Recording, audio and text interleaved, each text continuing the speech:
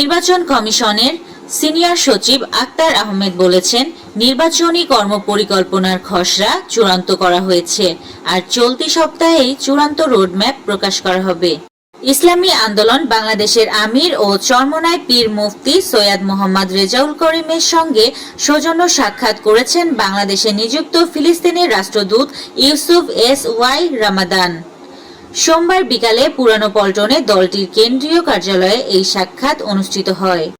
ঢাকা বিশ্ববিদ্যালয় কেন্দ্রীয় ছাত্র সংসদ নির্বাচনে প্যানেল ঘোষণা করেছে বাম জোট। এতে সহসভাপতি পদে প্রার্থী হয়েছেন শেখ ইতি আফরোজ ইমি। তিনি আগের সংসদে শামসুন্নাহার হলের ভিপি ছিলেন। আর সাধারণ সম্পাদক বা জিএস পদে লড়বেন ছাত্র ইউনিয়ন ঢাকা বিশ্ববিদ্যালয় শাখার সভাপতি মেঘ মল্লার বসু। চট্টগ্রামে অস্ত্র মামলায় রায় ঘোষণার পর আদালতের বিচারককে লক্ষ্য করে জুতা নিক্ষেপ করেছেন মোহাম্মদ রাজু নামে এক আসামি। থাকছে না নিবন্ধন পরীক্ষা, নতুন পদ্ধতিতে নিয়োগ দেবে এনটিআরসিএ। বেসরকারি শিক্ষা প্রতিষ্ঠানে শিক্ষক নিয়োগের প্রক্রিয়ায় বড় পরিবর্তন আসছে, আর থাকছে না নিবন্ধন পরীক্ষা। বেসরকারি শিক্ষক নিবন্ধন ও প্রত্যয়ন কর্তৃপক্ষ শিক্ষক নিয়োগ বিধি সংশোধনের উদ্যোগ নিয়েছে, যা ইতিমধ্যেই চূড়ান্ত পর্যায়ে রয়েছে। বাংলাদেশ ব্যাংকের সর্বশেষ তথ্য অনুসারে আগস্টের প্রথম 17 দিনে রেমিটেন্স প্রবাহ 25.6% বৃদ্ধি পেয়ে 1424 মিলিয়ন মার্কিন ডলারে পৌঁছেছে। গত বছরের একই সময়ে দেশের রেমিটেন্স প্রবাহ ছিল 1134 মিলিয়ন ডলার।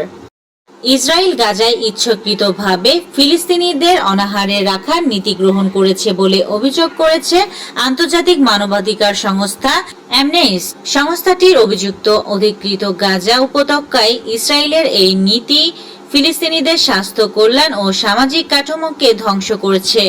সোমবার সংবাদ মাধ্যম ফ্রান্স 24 এক প্রতিবেদনে এসব কথা জানিয়েছেন। মার্কিন পররাষ্ট্রমন্ত্রী মার্কো রুবিও বলেছেন, ভারত পাকিস্তানের উপর প্রতিদিন নজর রাখছে যুক্তরাষ্ট্র। এনবিসি নিউজকে দেওয়া সাক্ষাৎকারে তিনি একথা জানান। রুবিও বলেন, ভারত পাকিস্তানের মধ্যে যুদ্ধবিরতি চুক্তি দ্রুত ভেঙে যেতে পারে, কারণ তা বজায় রাখা একটি চ্যালেঞ্জ। খবর এনডিটিভির। 14 বছর বয়সী বৈভব সূর্যবংশীকে এত তাড়াতাড়ি সিনিয়রদের মঞ্চে সুযোগ দেওয়া হবে কিনা নিশ্চিত করে বলা যাচ্ছে না।